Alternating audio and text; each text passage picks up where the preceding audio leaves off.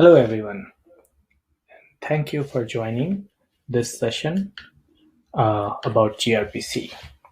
This is an introductory talk about gRPC. We do have additional presentations um, on various aspects of gRPC through this conference, and I have a, I have a slide with a quick summary of all the other talks that are happening around gRPC. In this talk, we are going to cover gRPC as an overview. I will start with a brief description of what gRPC is. We'll do a quick exercise of going through what it takes to build a gRPC service. And then we'll jump into a discussion of the various features that one gets while using gRPC. I'll wrap up the talk with a brief discussion of some new efforts that the gRPC project has picked up, and we'll have time for Q&A during the live session. gRPC is a remote procedure call system. Remote procedure calls were invented a long time ago for client-to-server communication. The idea was to provide a function call or a procedure call abstraction to the developer while abstracting away the fact that the implementation of the function or the procedure is remote from where the call site for that function is. This provides a very powerful abstraction because as a programmer, the fact that the function is implemented in a completely different entity that's remote and accessed over the network is fully hidden away, and the programmer does not have to deal with all of the details of networking to reach that server when they are thinking about how to compose their system. gRPC was built by the team that has been building remote procedure call systems at Google for quite a bit of time now. The microservice architecture has been the preferred way of building services at Google for many, many years. And the RPC system at Google called Stubby has been running at a pretty substantial scale.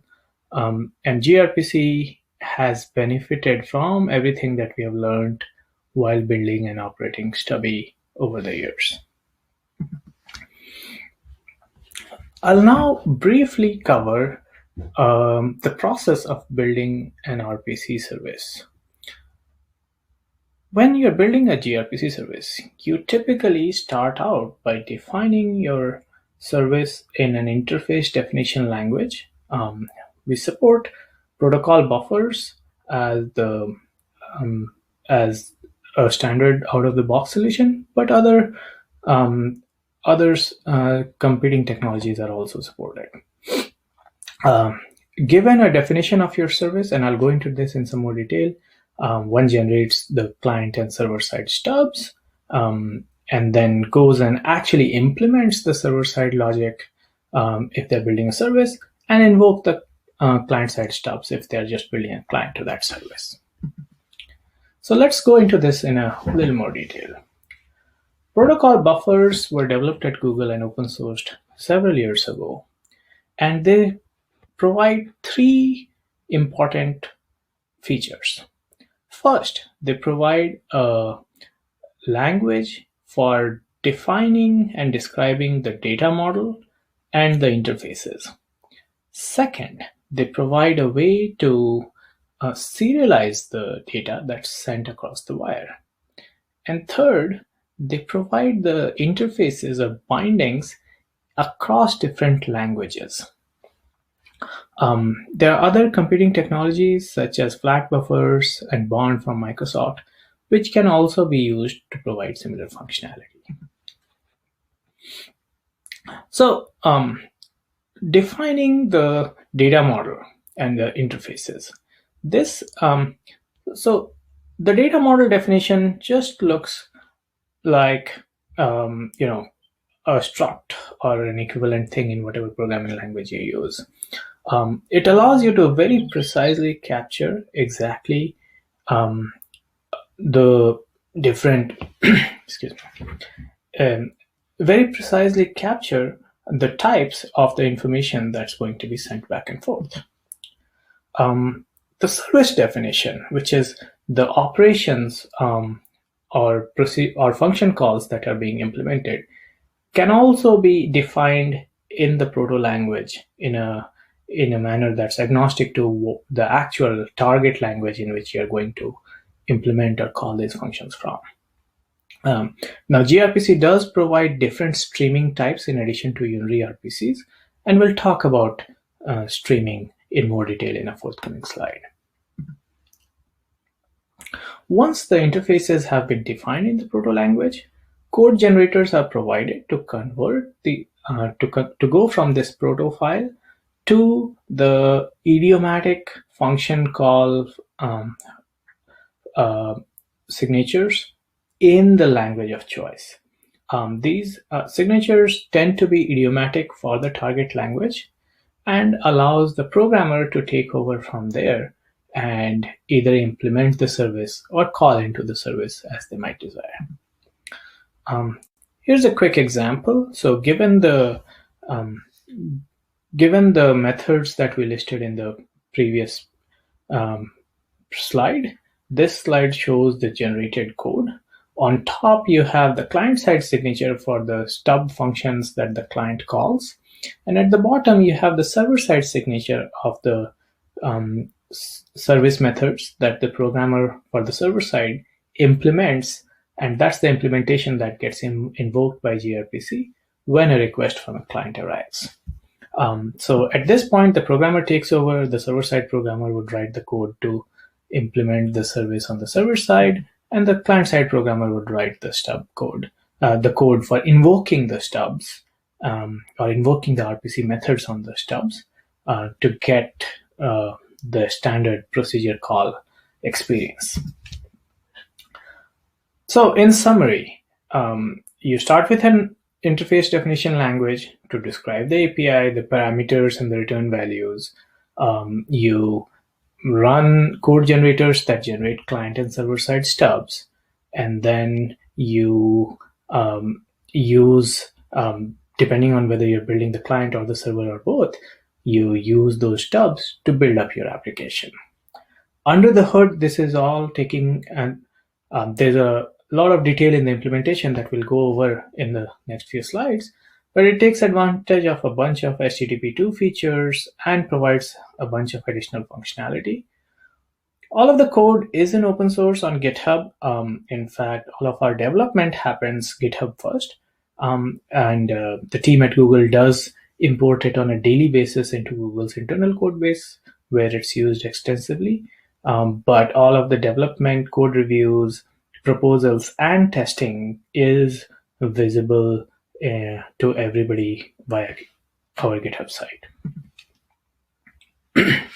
I'll now switch into a discussion of the various features that one gets out of gRPC.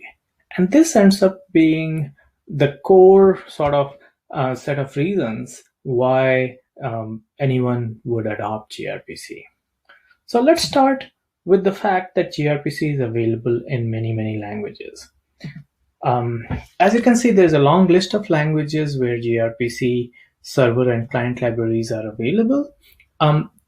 This is very powerful because it allows people to use the right language for the task at hand without worrying about the language being used by someone else that they need to interface with. So you might have an Android client using gRPC Java for Android, calling into a gRPC service that's implemented in Java or Go or Python, and these two groups can be relatively independent from each other except for the service definition that they both need to agree upon. In addition to languages, gRPC is also available on many different platforms. We are, of course, heavily used on Linux. gRPC is also available and widely used on Windows and Mac OS, in addition to both iOS and Android as mobile platforms. And bindings for using gRPC are also available from different stacks that are popular uh, across the community. We talked about protocol buffers, and the what we really get out of protocol buffers is a very clean mechanism for defining the contract or the interface between different components of a distributed system. And this notion of having a strongly typed contract is quite powerful because it allows for a lot of the development work to be decoupled on the two sides. There are conventions available for both backward and forward compatibility of these APIs, so one does not necessarily get fixed into one particular version of the contract that they specified at a point in time.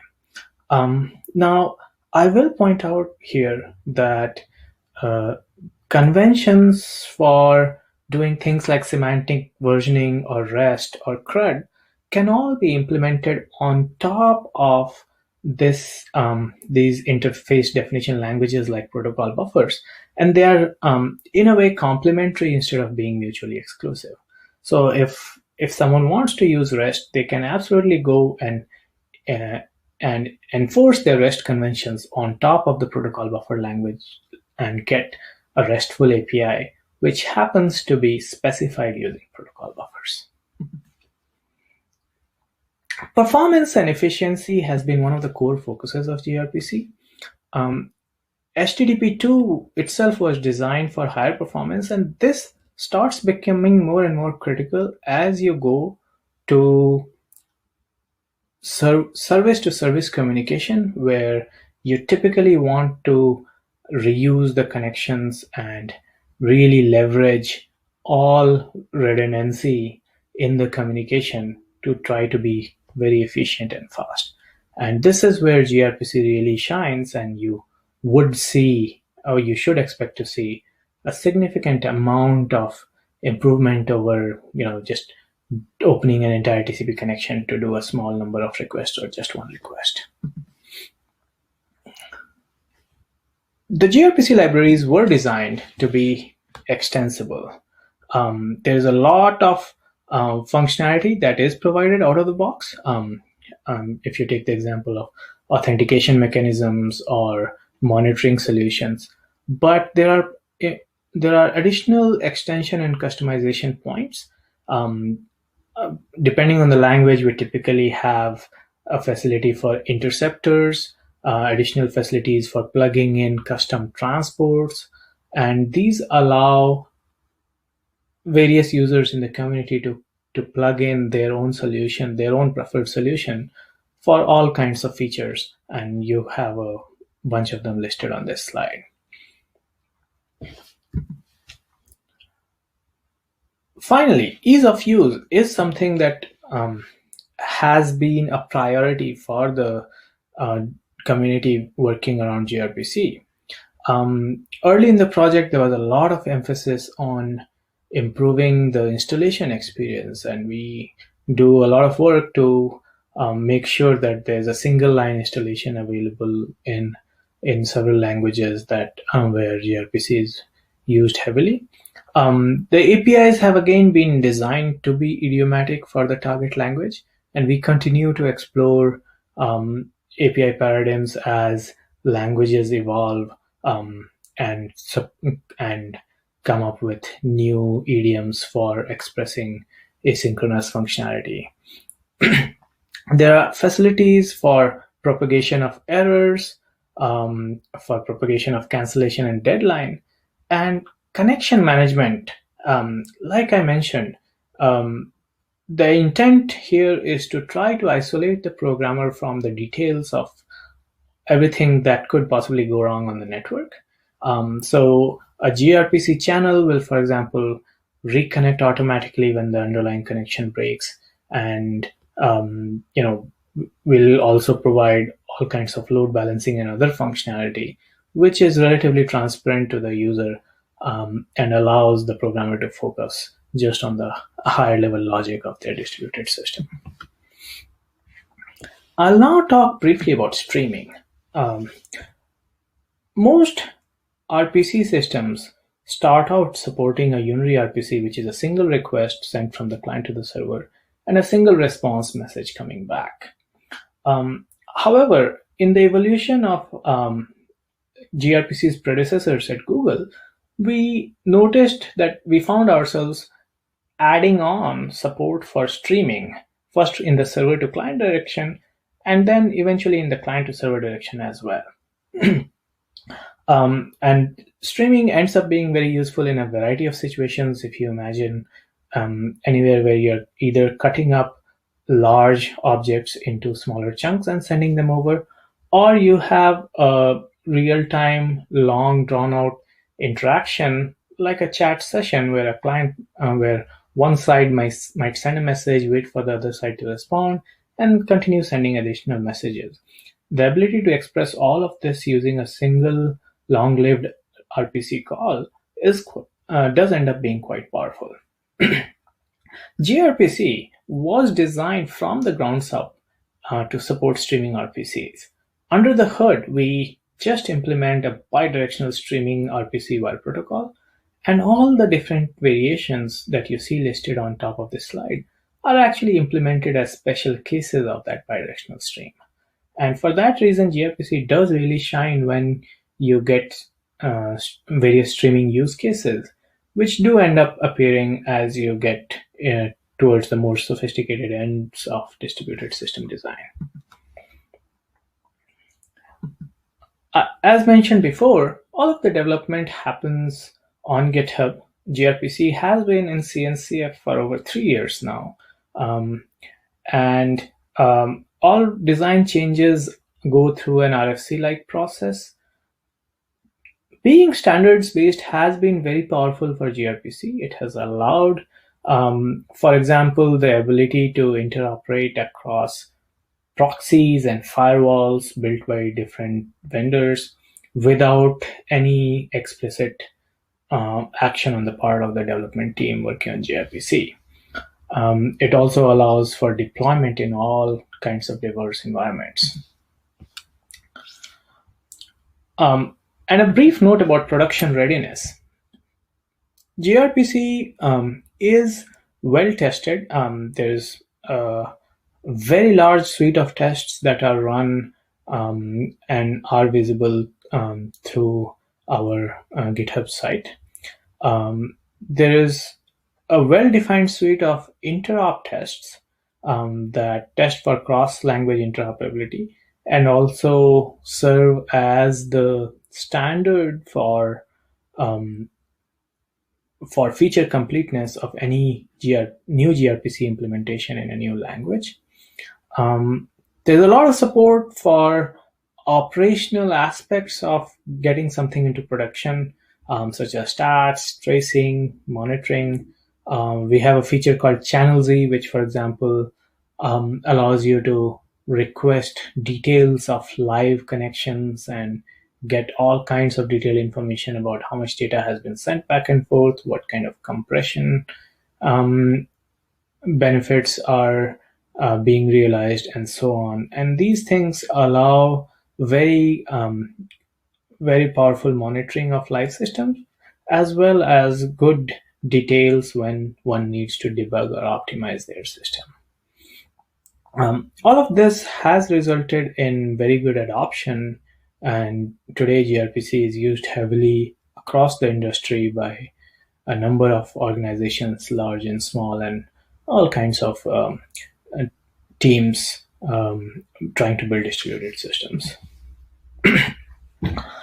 This is just a summary of what we talked about in terms of features.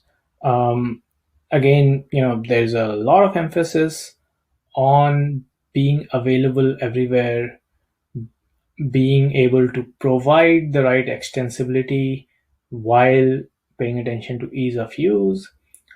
Streaming support and standards compliance is there. Performance and efficiency is something we care about deeply, and we do have a lot of detailed performance tests, again, available through our GitHub site as well. And it's been GA for a while, and it's used heavily in production by a number of partners.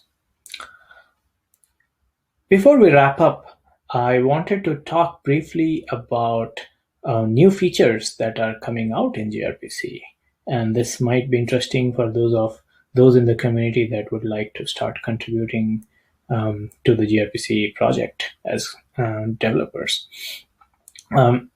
Service mesh is the idea of having a control plane that orchestrates service-to-service communication between microservices or services in deployment environments, maybe public clouds, maybe private clouds, maybe some sort of an on-prem deployment.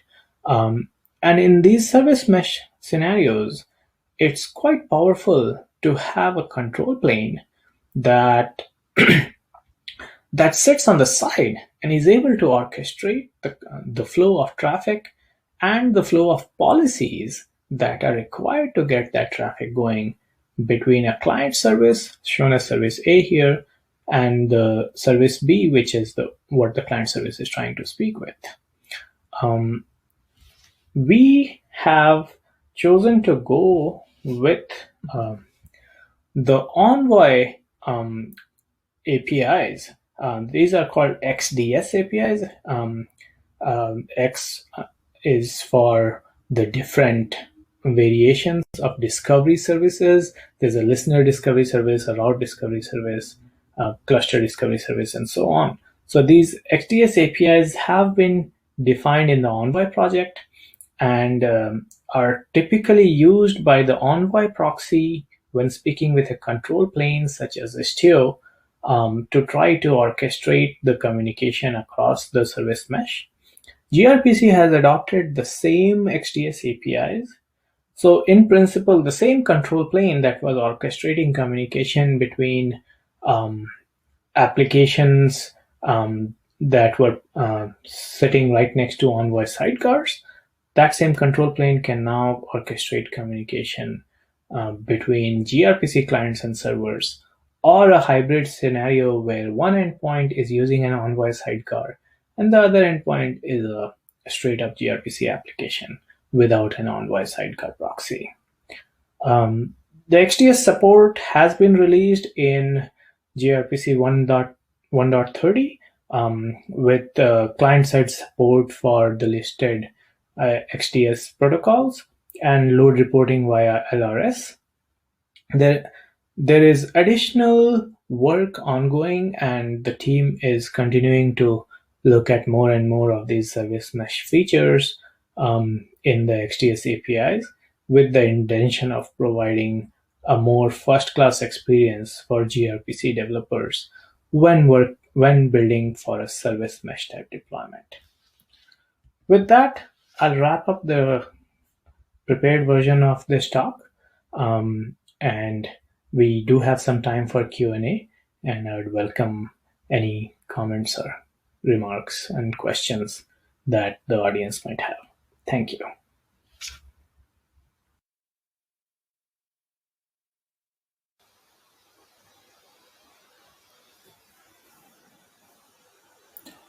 Hello everyone, this is Abhishek Kumar. I do have live questions in front of me. I'm going to start going through them one by one, and I'll read out the question before answering them.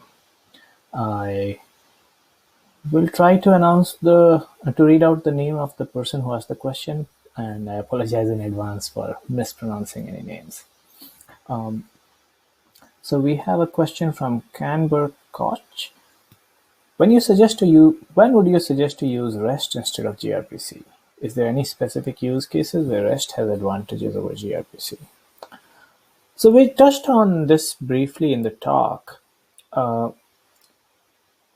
gRPC is a generic mechanism for RPCs. It doesn't take a stance on exactly what conventions an application developer should use. And REST is a set of conventions that have been shown over time to hold some value in terms of being able to develop and build application APIs. And gRPC supports REST just fine. So if someone wants to use the REST conventions, they can absolutely express those conventions while using gRPC as the underlying mechanism for making the actual calls which you would have in a REST API. So the REST conventions, the REST philosophy is not something that is somehow in opposition to gRPC. gRPC is just a mechanism to go build your APIs, and if you want to follow REST conventions on top, you should be able to. I'll move on to the next question from Bastian Heilmann. Is gRPC well suited for long-running requests, like 3 hours? The answer would be yes, but it depends on what kind of network connectivity the client and server have. So in a typical cluster environment where the client and server are co-located and you expect TCP connections between them to survive for 3 hours or 3 days, having long-lived RPC sessions is just fine. And we do see many cases where people have very long-lived hanging get type semantics for their RPCs, where they'll make a request and either subscribe to notifications or watch for something to change. And these RPCs will be very, very long-lived. So 3 hours or 12 hours should be just fine.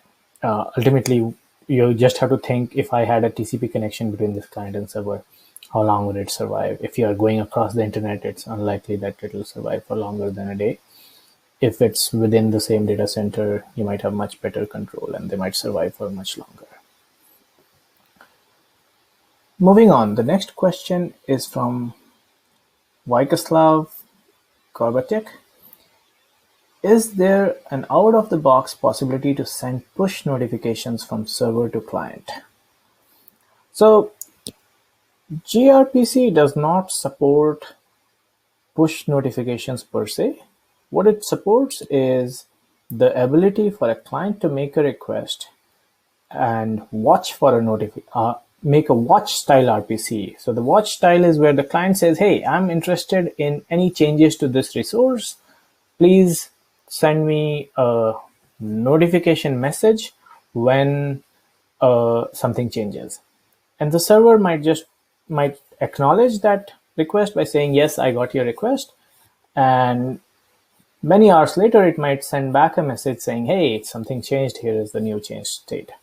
So in that sense, that's the typical convention one would use to implement notifications in a gRPC application.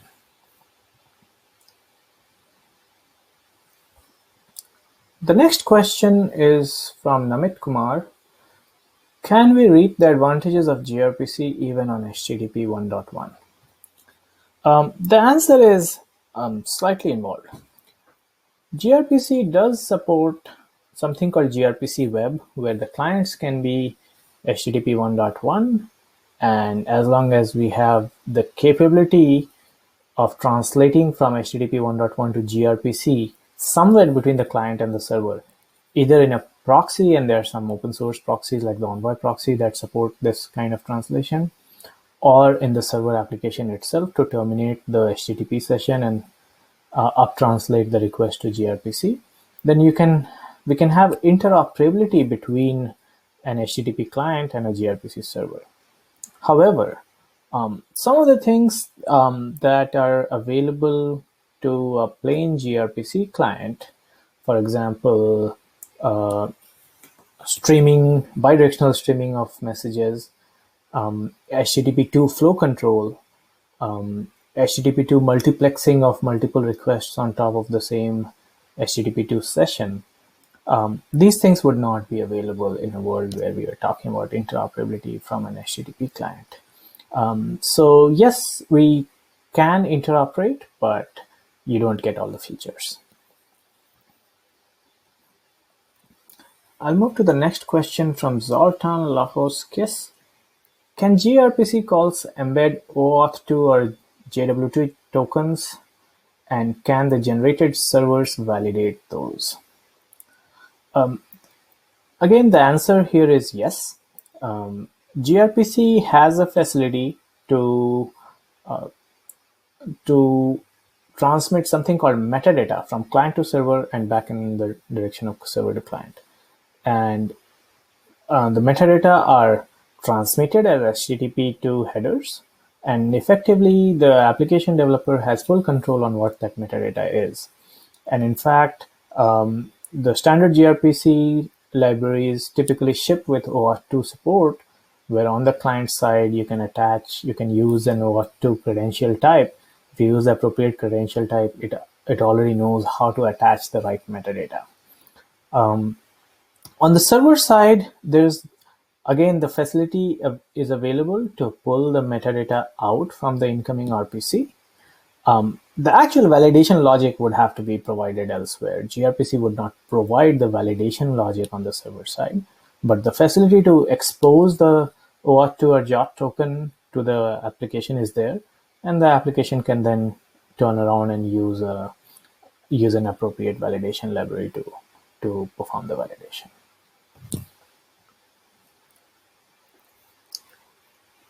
Next, we have a question from Lennart Olsen. Does gRPC support client-initiated communication? Yes, it does. In fact, because it's a client-server RPC protocol, all communication, both in terms of initial connection and individual RPCs, have to be initiated by the client. The server cannot choose unilaterally to initiate a new RPC or a new connection to a client. The client is the one that's in charge. The client is the one that makes the initial request. The server can then respond, and depending on the protocol, you can have RPCs where the client says a little bit in the beginning and the server says a lot over a long period of time, but it's always client initiated. Next question is again from Leonard Olson. Do you suggest gRPC can fit into an event-driven architecture? Yes, event-driven works fine with gRPC. In fact, most, or I would say many implementations of gRPC in languages such as C++, Java are sort of asynchronous by design, and as long as the application developer has chosen this particular architectural paradigm, there's nothing in the corresponding gRPC library that would stop them from doing it. All you need to do is, for your language of choice, you need to look at the gRPC APIs and see if they are well suited for the type of event-driven architecture you want in your target language. But in most languages where people tend to build event-driven systems, gRPC will have asynchronous APIs that will fit well. The next question is from Frank Herman. Is gRPC a good choice to send audio or files to the backend? Yes, the answer is gRPC works just fine for sending binary audio or other files.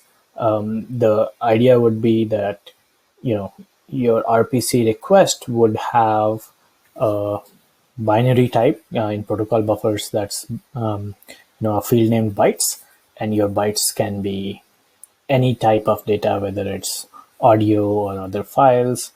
The rest of the gRPC stack is not going to look into those bytes or not going to try to interpret them. It's just going to copy them and transport them over and deliver to the peer on the other side. So this is a pretty common use case, and if you look at the type of services that people are building, there are many file-oriented services, storage services that have been built using gRPC, and there are many live audio and video services being implemented over gRPC. So it's absolutely a valid choice for those use cases. Next question is from Guillaume Betancourt dos Santos. How does gRPC work with services that need load balancer in front? The answer would be that you'd need to pick a load balancer that's able to proxy gRPC requests. Many open source reverse proxies like the Envoy proxy and Nginx already support gRPC. So you just need to work with your reverse proxy or your load balancer to configure it for gRPC. In general, any proxy that supports HTTP2 or any load balancer that supports HTTP2 by definition supports gRPC out of the box.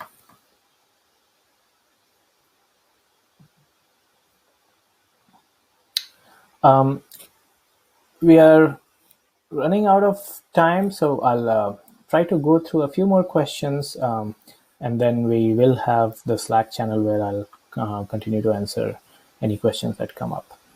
So the next question is there any type of performance loss? Typically, there is a lot of attention paid to performance in the gRPC development in all of the different languages.